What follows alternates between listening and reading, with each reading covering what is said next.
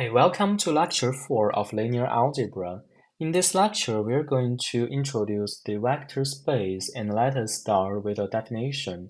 So a vector space is a non-empty set V defined over a field F, such that for all the traces of vectors UV lives in V, and for all the traces of alpha beta being scalars in F, we have, first of all, U plus V also lives in V, so that is it is closed under vector addition. And secondly, we have u plus v equals to v plus u. So that means under addition, it is symmetric. And under addition, we also have the associativity. So that means so we shall introduce another one, vector, namely w. So u plus the sum of v and w equals to the sum of u and v plus w. And next we have that the addition identity, namely u lives in v, such that u plus 0 equals to u. And also we have the addition inverse, so that means there exists minus u, such that u plus minus u equals to 0. And also, we need some properties for scalar multiplication.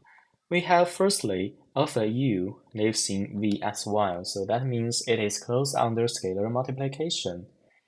And we also have alpha times the summation of two vectors equals to the sum of alpha times each vector. Then we also have by alpha plus beta, the sum of the scalar times a vector equals to each vector, the sum of each vector times each scalar times that vector. And we also have that alpha times beta times u equals to alpha times beta, then times u. And lastly, we have the multiplication identity, that is 1 times u equals to u. And know that the multiplication inverse is not necessarily to be included in a vector space for arbitrary vector. So using only these axioms, we can show that in fact the addition identity is unique. And also, the addition inverse,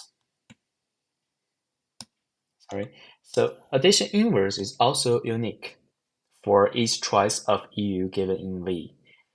Moreover, for each u lives in V and each scalar alpha, we have that for all u lives in V and for all alpha lives in the underlying number field, we have that 0 times u equals to 0 and alpha times 0 equals to 0. And also, for the addition inverse, minus u, it really means that minus 1 times u. Recall that we have introduced the linear combination. That is, if we are given a collection of vectors, namely v1 up to vn in a vector space V, and we are also given a collection of coefficients, namely alpha 1 up to alpha n in the underlying field F.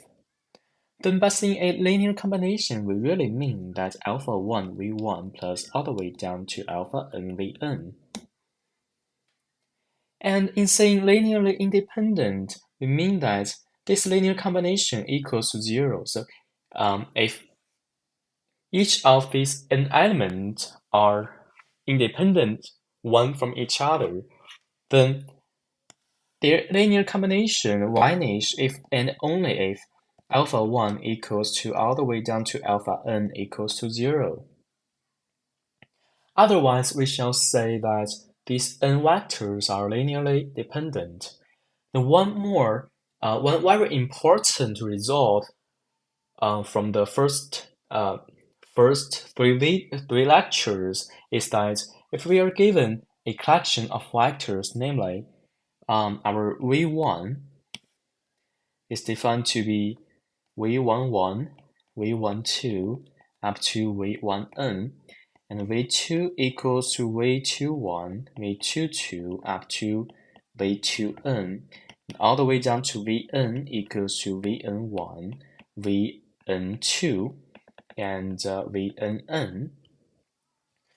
Then the determinant, since we know that for each linear combination, we always have a matrix that is corresponding to that. So we can write this into the determinant form. So that is v11, v12, v1n, v21, v22, v2n, and vn1, vn2 up to vnn.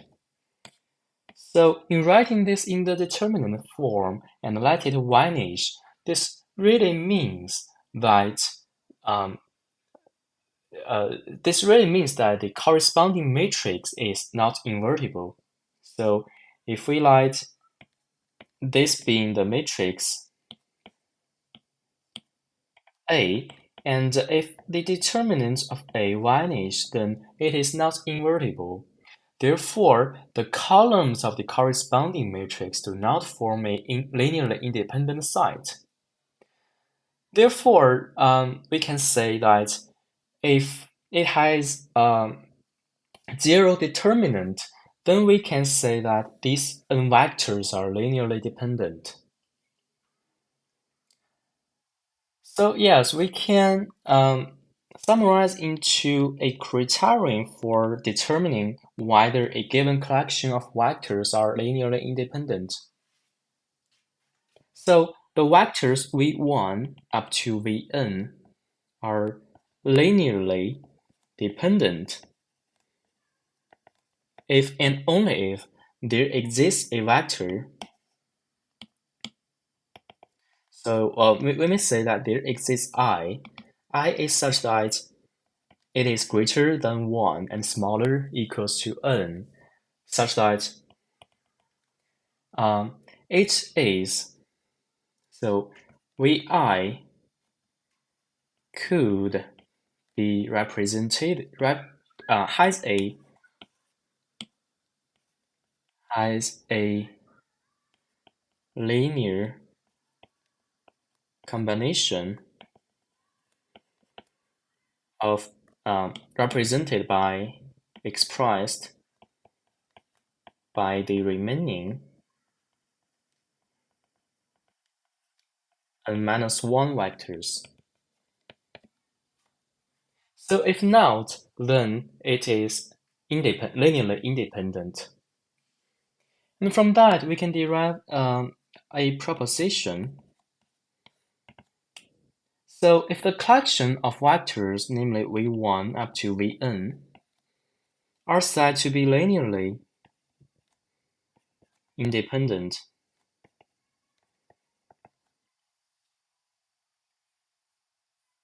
but we have that v1 up to vn and vn plus 1 are linearly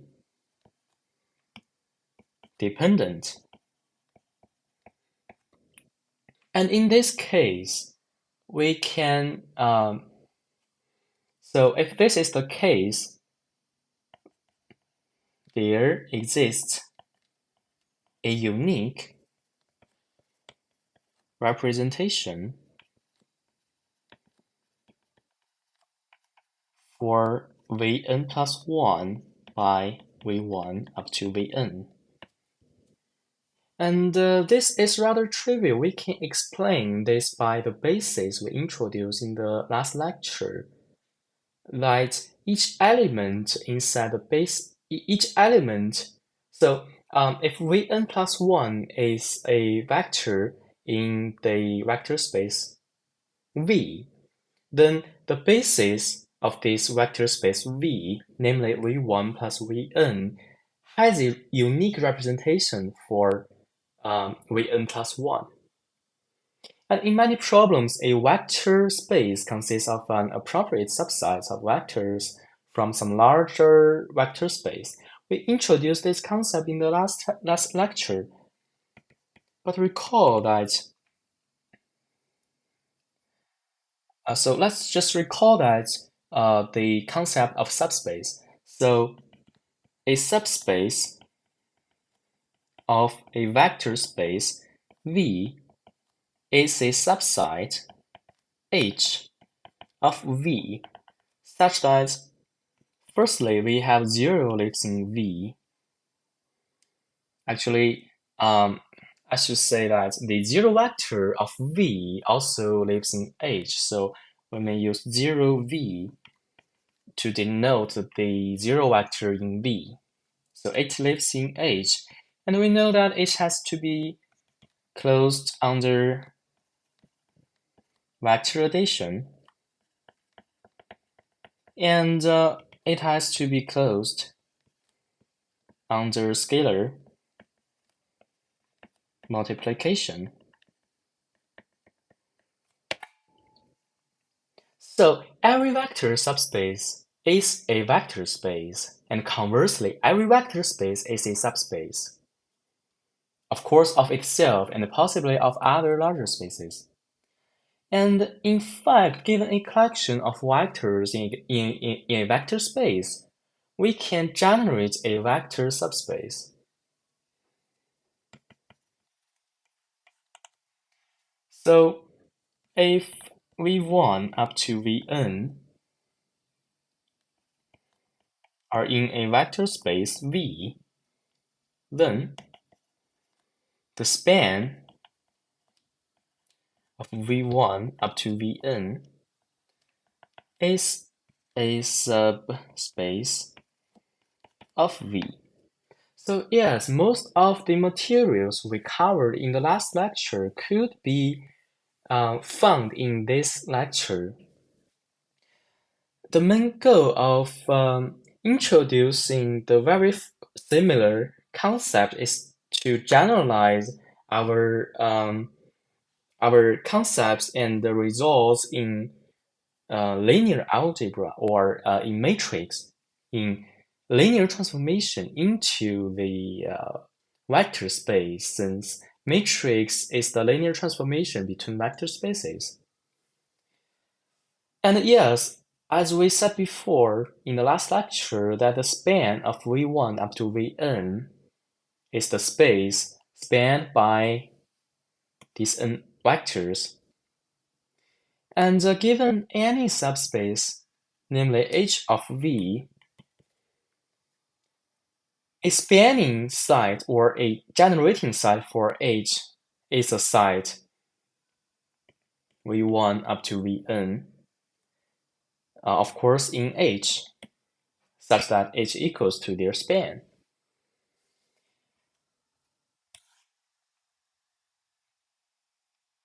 And the introduction of the vector space follows the same structure as we did for matrix. So we shall now introduce node space, column space, linear transformations, and bases. So let us start with considering a system of homogeneous equations. So that is x1 minus 3x2 minus 2x3 is 0 and minus 5x1 plus 9x2 plus x3 equals to 0. So in matrix form, we can say that ax is 0, where a is represented by 1, minus 3, minus 2, minus 5, 9, and 1. And recall that the sides of all x such that ax vanish is called the solution side of this equation, of this system. And often it is convenient to relate this side directly to the matrix A by the equation Ax equals to 0. So we call the set of X satisfying this condition the null space. So yes, the null space follows the same construction in the last lecture. So we can just write it in the notation way. So null space of A equals to all X such that X lives in Rn, and we have AX vanish.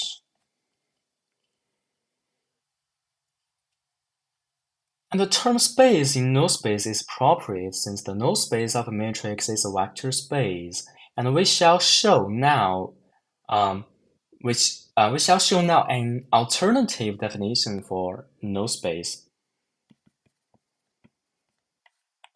So that is the null space of A, where A is n by n matrix is a subspace of Rn, and equivalently,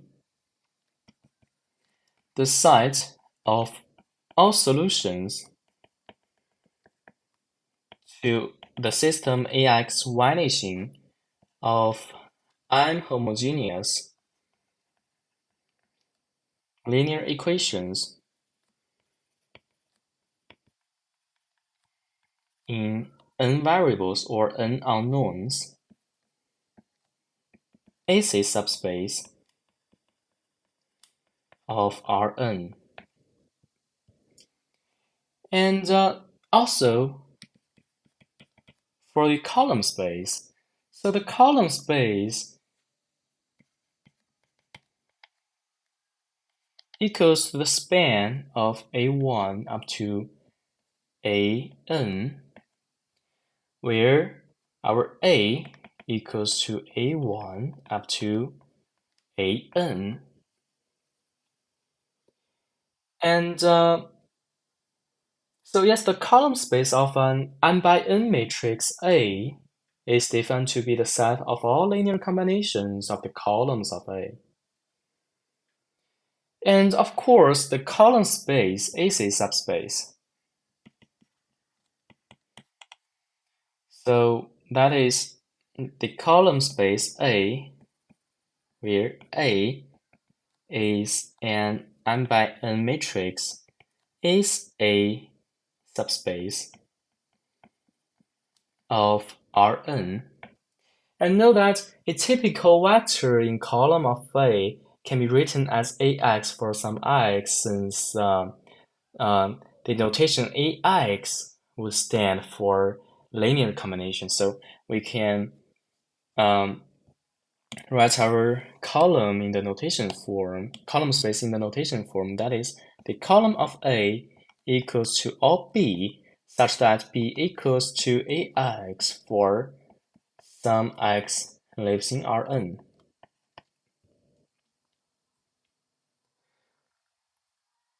And the notation AX for vectors in column of A also shows that column of A is in the range of the linear transformation. So we really mean that if A is an n by n matrix, then this transformation, so namely, let us denote it by some f.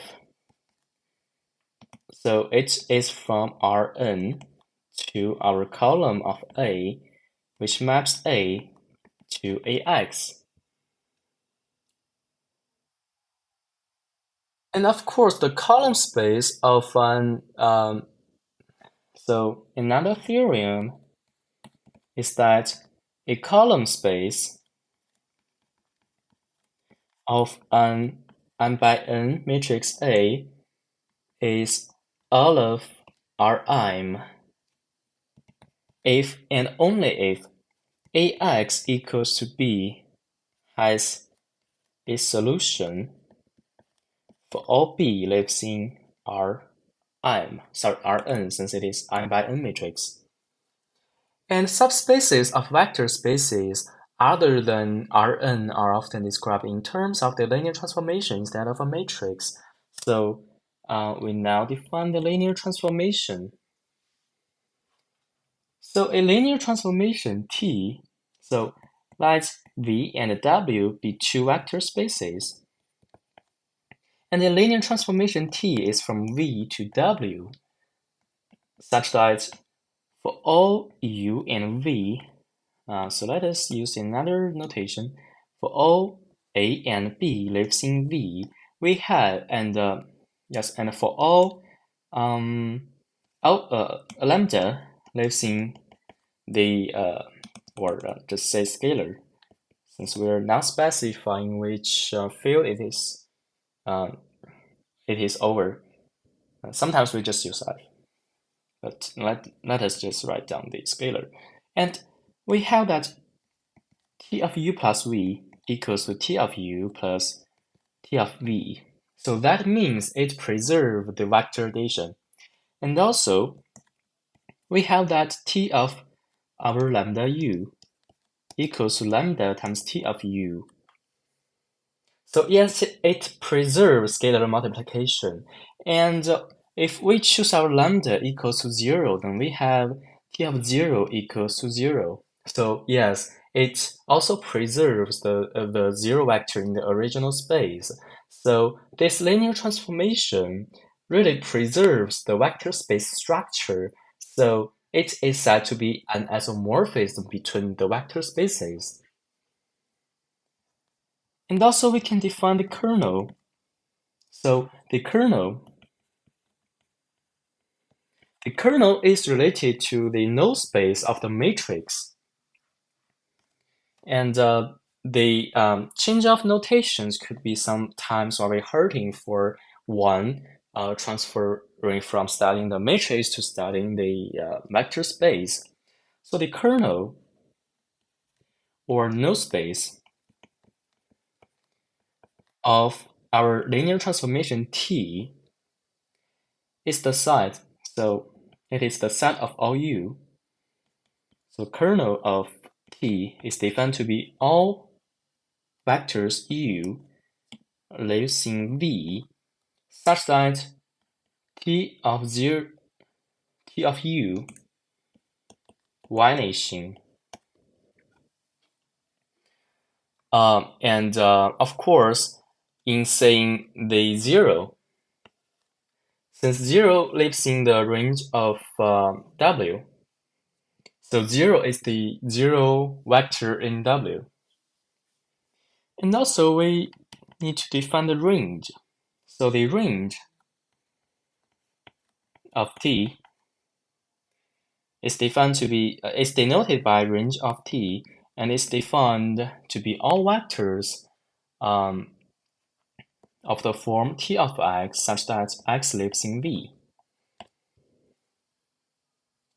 And yes, so for our recall in our matrix, so we have T of X equals to AX for some matrix A. So when this is the case, the kernel and the range of T. So if this is the case, then we have the kernel of T equals to the null space of A, while our range of T equals to the column space of A. So that perfectly describes the relationship between the kernel and the range, and also relates to the null space, the relationship between null space and column space we discussed in the last lecture.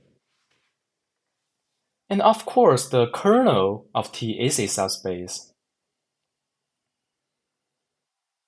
And similar to the matrix, we also sometimes want to use spaces instead of subspace to analyze some spaces containing mostly in practical terms finitely many terms. So we need to define the basis for the subspace. So so if H is a vector subspace of the vector space V, and B is defined to be B1 up to Bn, lives in V, is a basis if Firstly, B is linearly independent. And secondly, the subspace spanned by B must be equal to H, so that means H equals to the span of B1 up to Bn. And the definition of a basis applies to the case when H equals to V, since any vector space is a subspace of itself. Thus, a basis of V is a linear independent set that spans V. Okay, so let's just erase this guy. And observe that when H does not coincide with V, then by the second condition, we know that for B1 up to Bn, since they span the whole space H, then we have that this B or all these elements must live in H, since H does not coincide with V. Or since a span of this guy contains each of these terms. So a basis is an efficient spanning set that contains no actual vectors. So that is the difference between the spanning set and the basis set. And we have a theorem called the spanning set theorem.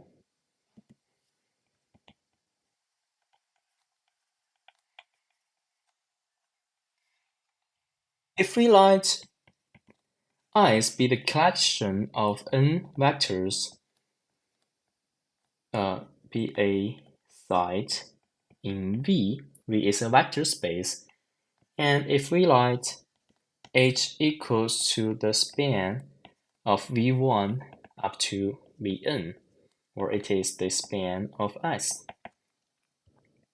then we have firstly, or two results. First is that if one of the vectors lives in S, so say exists a k lives in the range such that vk lives in S. So it is a linear combination. Vk is a linear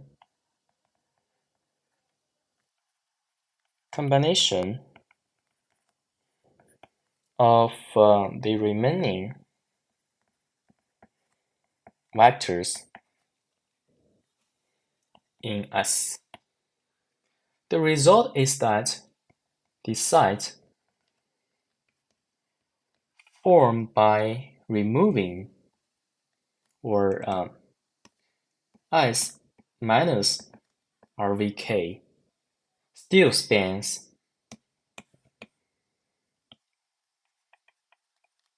H. And the second is that if our H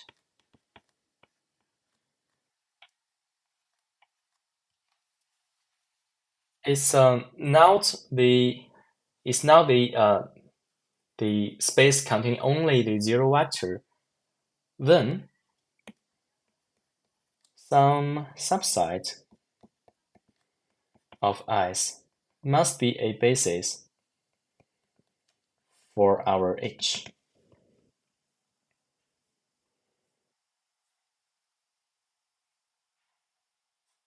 And now let us do an example in finding the basis for the column space of B. So we want to find a basis for column space of B, where our B is defined to be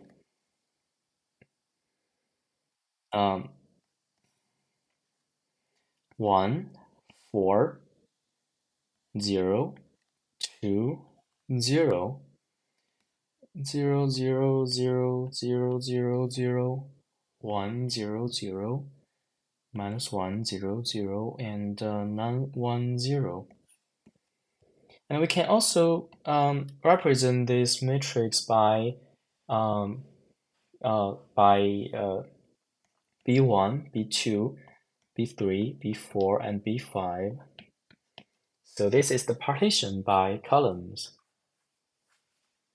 And let us find its column space, basis for its column space. So note first that each non-pivot column of B must be a linear combination of the pivot columns.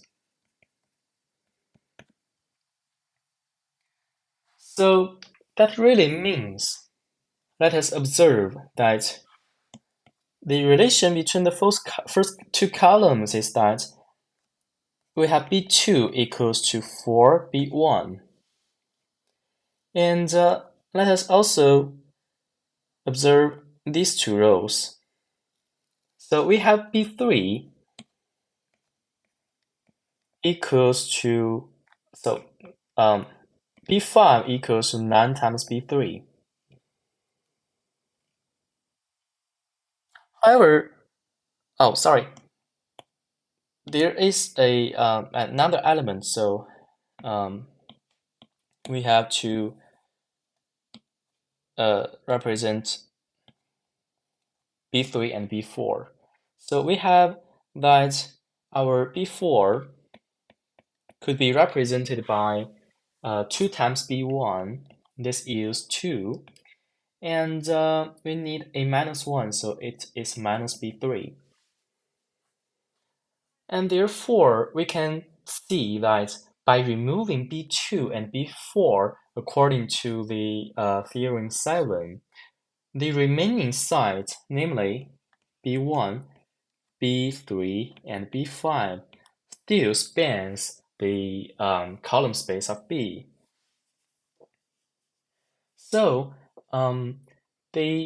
if we let our i's equals to S1, B1, B2, B3, and B5, such that it is 1, 0, 0, 0, and 0, 1, 0, 0, with 0, 0, 1, 0.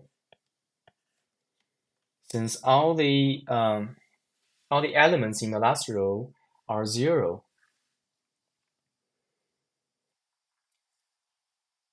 And since B1 is non-zero and no vector in i's is a linear combination of the vectors of the remaining vectors, so we have i's is linearly independent, and of course our i's forms the column space of B. So i's is the desired basis for column space of B. And now let us consider a wilder case. So in this case, our matrix is in the reduced echelon form. But what happens when our matrix is not in the reduced echelon form? Recall that any linear dependence relationship among the columns of A can be expressed in the form AX equals to 0, where X is a column of weight. And if some columns are not involved in the particular dependence relation, we shall denote their weights by 0. So when A is row reduced to a matrix B, then the columns of A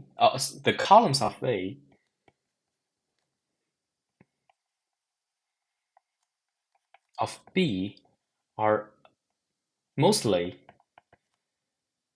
different or totally different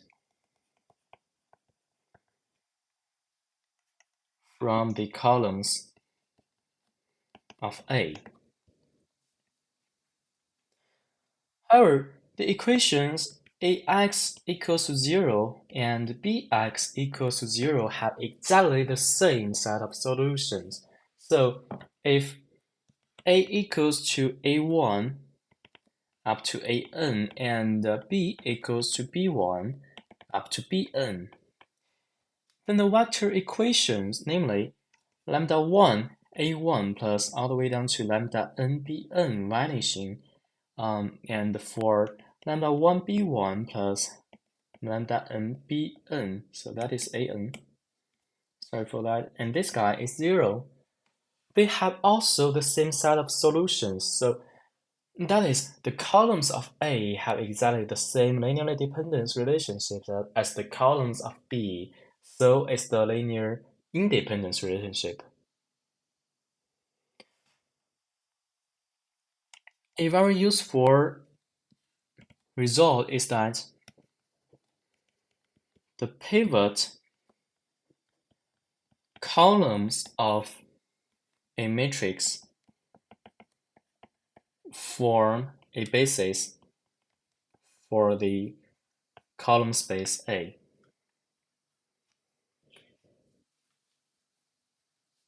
And the pivot columns of a matrix,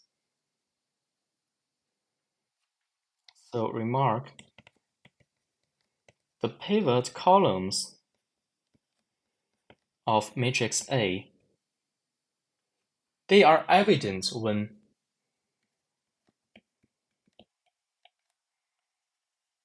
A is of the reduced echelon form. But we need to be careful.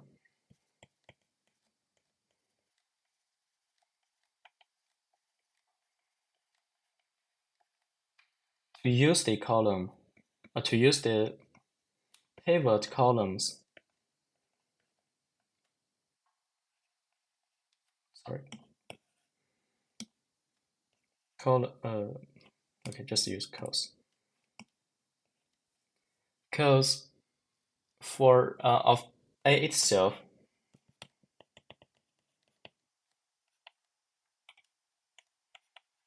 for the basis of column space of A. Since row operations can change the column space of a matrix, so the columns of an echelon form B of A are often not in the column space of A. So regard this as a warning. And lastly, we shall introduce something that we have not covered in the matrix, in the chapter of matrix. This is the coordinate systems and dimensions. Yes, we talked a bit about the coordinate, namely the, for example, B coordinate for a given vector x, where B is a basis for that vector space. And we shall now introduce the so yes, we see that for a vector space V with its dimension being n, then it behaves like Rn. And if our V equals to Rn, then our basis will determine a coordinate system that gives a new view of V. So let us just generalize this into a theorem. So that is the so-called unique representation theorem. So if we let B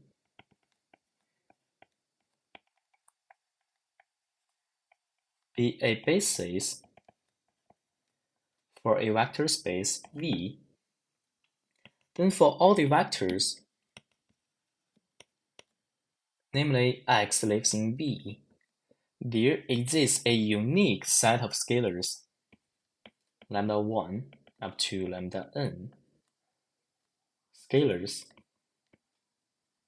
such that x equals to lambda 1, b1, plus all the way down to lambda n bn. And the proof is very simple, since we only need to use the linearly independence of the bases. So that means if there exists another set of coefficients, namely gamma 1 up to gamma n, then x minus x means this is 0, and for each term of b1 we have the coefficients being lambda 1 minus gamma 1 all the way down to lambda n minus gamma n. And since each of them are, that is b1 and bn. And since each of them are linearly independent one from another, so the coefficients must be 0 when this equation equals to 0. So that means lambda 1 equals to gamma 1 and all the way down to lambda n equals to gamma n. So therefore the representation is unique. We have proved this one in the last lecture. And yes, we have the b coordinate. So suppose that b is a basis for a vector space V, and given an x vector in V, it has so x has a b coordinate,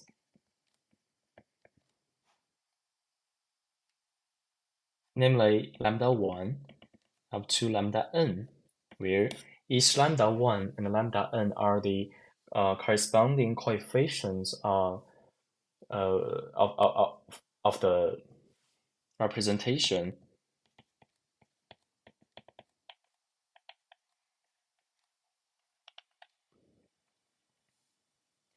So if our lambda 1, lambda n, so if they are the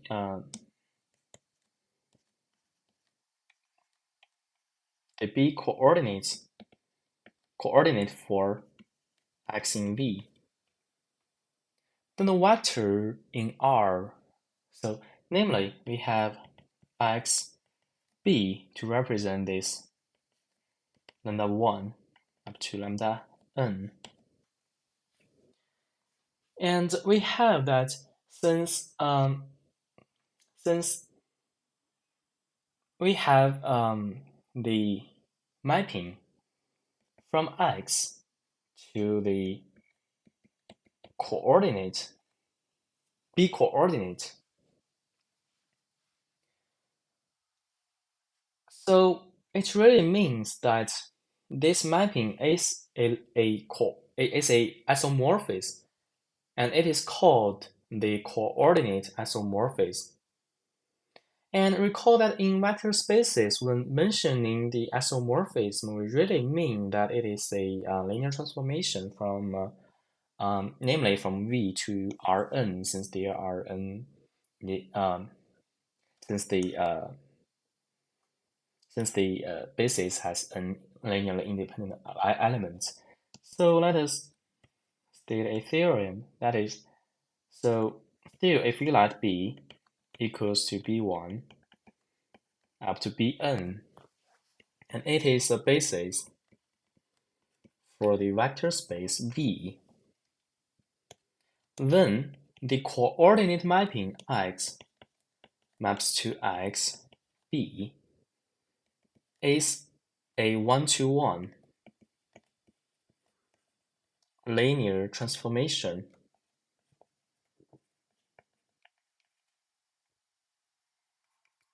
from V onto Rn.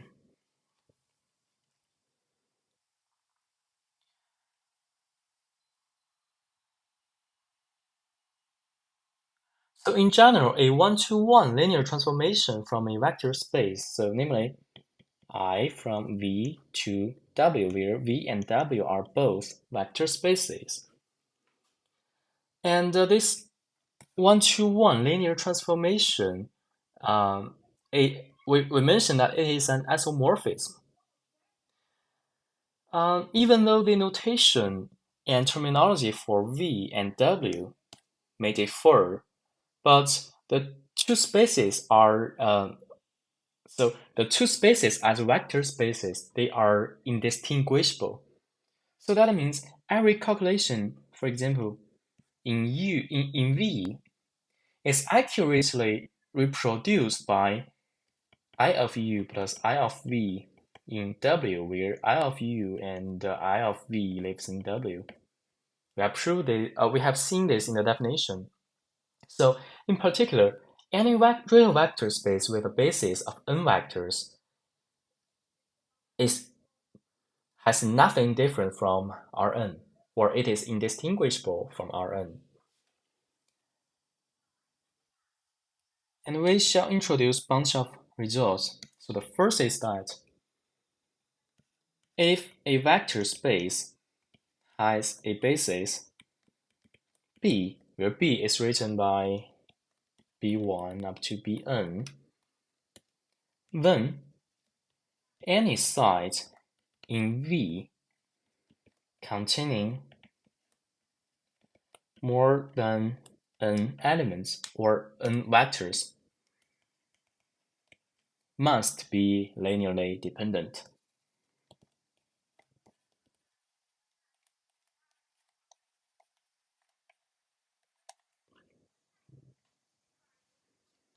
Another result is that so if a vector space V has a basis B such that the dimension of the basis equals to n, then every basis. So actually, I just mentioned the dimension since I will use this result to define the dimension. So let us use a basis containing n elements. Then every basis of V has n elements.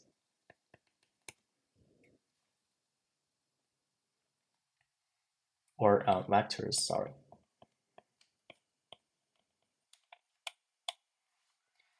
So yes, we can generalize this into the definition. So this shared number n is the dimension of V.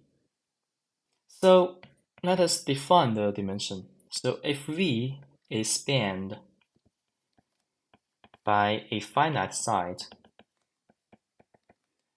then V is said to be finite dimensional.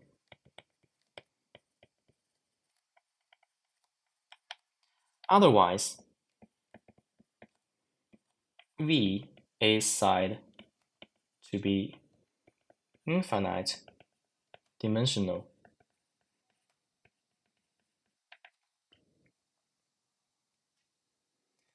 And the dimension of V, denoted by dimension of V, is the number of vectors in a basis for V. And also that the dimension of the zero vector space is 0 even though it contains one element.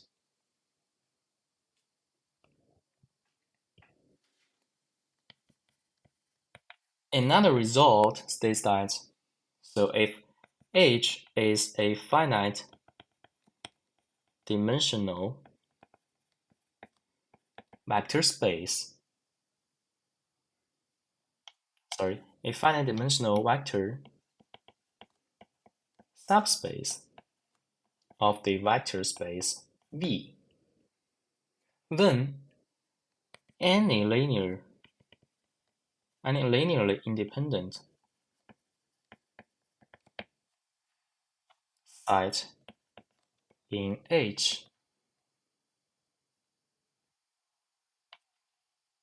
can be explained, if necessary, to a basis for H. And of course, it has to coincide with the dimension of H. And also, um, since our V is finite dimensional, we know that H is also finite dimensional, and we always have dimension of H smaller or equals to dimension of V. So any unlinearly independent set. Okay, so just use any linearly independent set in H. Is a basis. Can be interpreted, if necessary, a basis for H.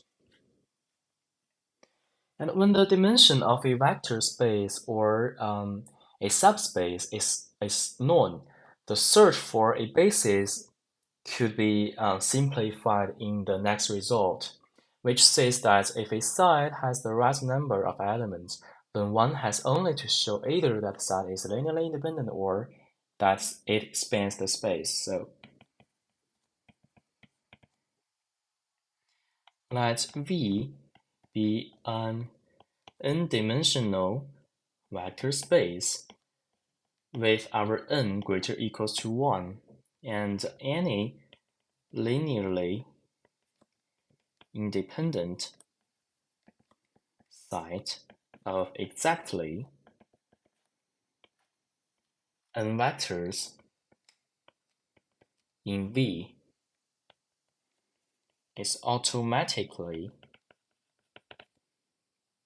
a basis for V. And any site of exactly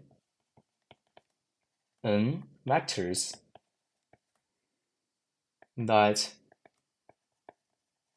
spans V is also a basis for V. So that really means finding the basis is equivalent to find the linearly independent side with the same dimension or the sides with um, dimension of V many vectors which spans the whole space. And since the pivots of columns of a matrix A form a basis, namely column of A, we know that the dimension of column of V,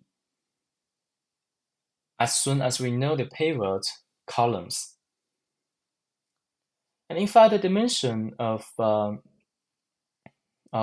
space of A is the number of free variables in the equation Ax equals to 0, and the dimension of column space of A is just the dimension of the whole minus the dimension of null space of A.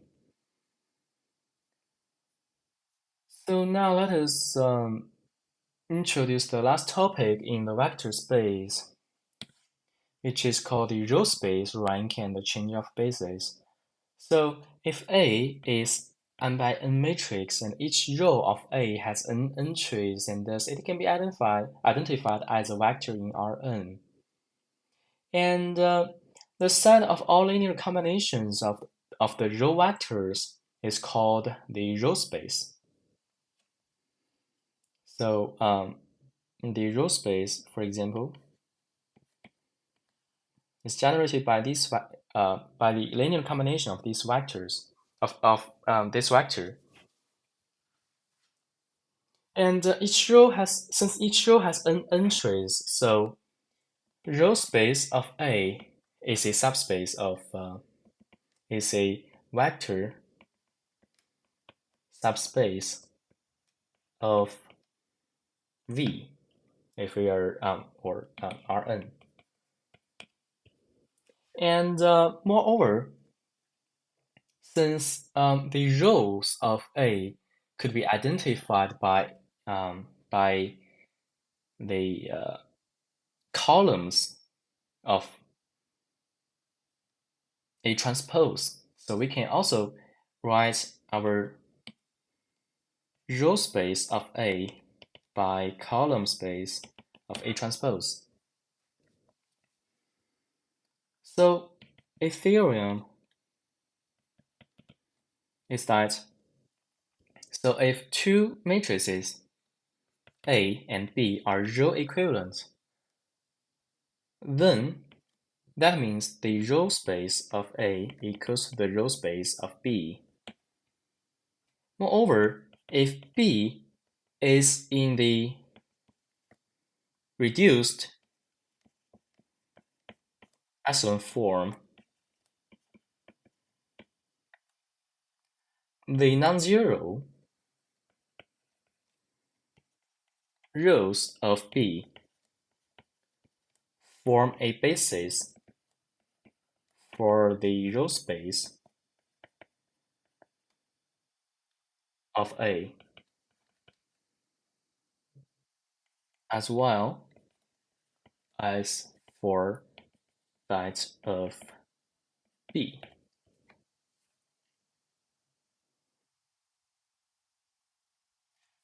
So a very important definition is called rank of the of the vector space. So the rank of or the rank of the matrix A. Sorry. So the rank of A, namely rank of A, equals to the dimension of the column space of A.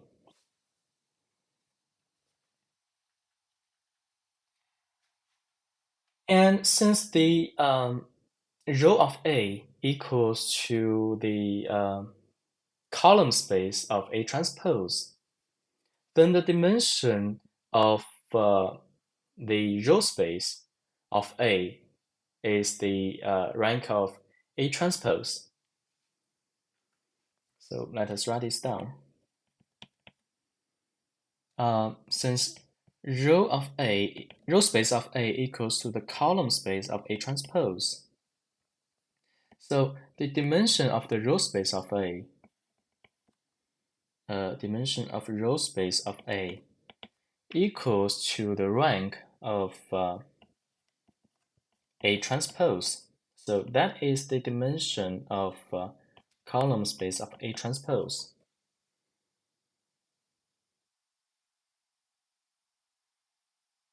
And the dimension of the null space is sometimes called the nullity of A.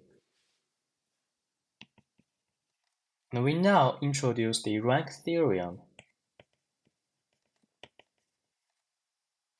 which shows that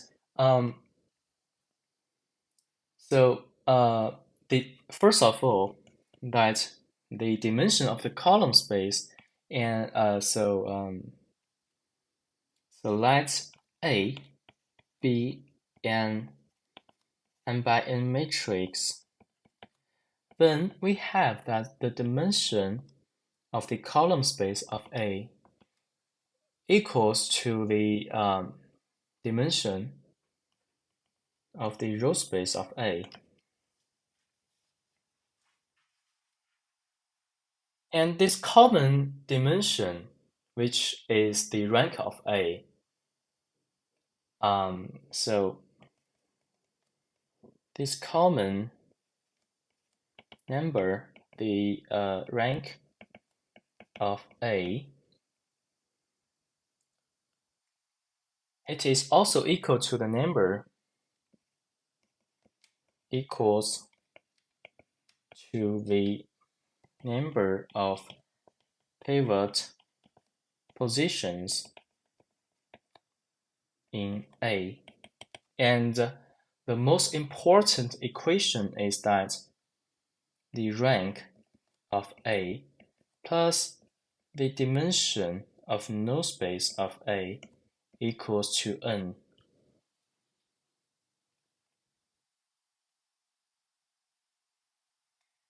And the various vector space concepts associated with a matrix shall provide us several more statements for the invertible matrix theorem. So we shall state this theorem to conclude. Actually, we have one more theorem. So this is the remodified invertible matrix theorem. So if A is an n by n square matrix, then the followings are equivalent. So firstly, we have A is invertible.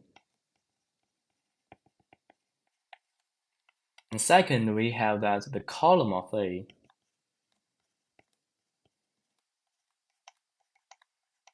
form a basis for Rn. And thirdly, we have the column space of A equals to Rn. And of course, we have the dimension of a column of A equals to the dimension of Rn, which is n. And this holds if and only if rank of A also equals to n.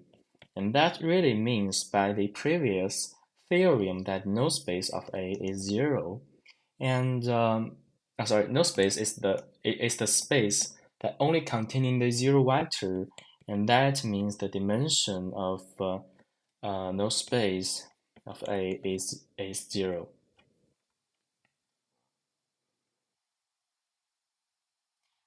And the last concept we shall introduce is the change of coordinates. So we have that if we write B equals B1 up to Bn, and C equals C1 up to Cn, are bases for a vector space V. Then there exists a unique n by n matrix P, such that the C coordinate of x equals P times the B coordinate of x. And the columns of P are the C coordinate of vectors of the vectors in the basis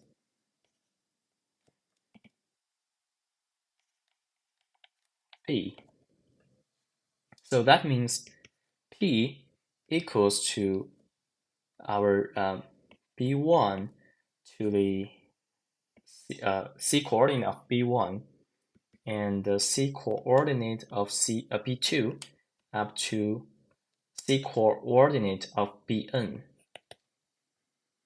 And this matrix is called the change of coordinates matrix from B to C. And the multiplication by P converts the P coordinates into C coordinates. Moreover, the columns of P are the coordinate vectors of the linearly independent set B. And since P is square, it must be invertible. And Since it is invertible, we can left multiplying both sides of the equation. C coordinates equals to P x to the B coordinate, and we left multiply P inverse use the matrix that converts the C coordinates into the B coordinates.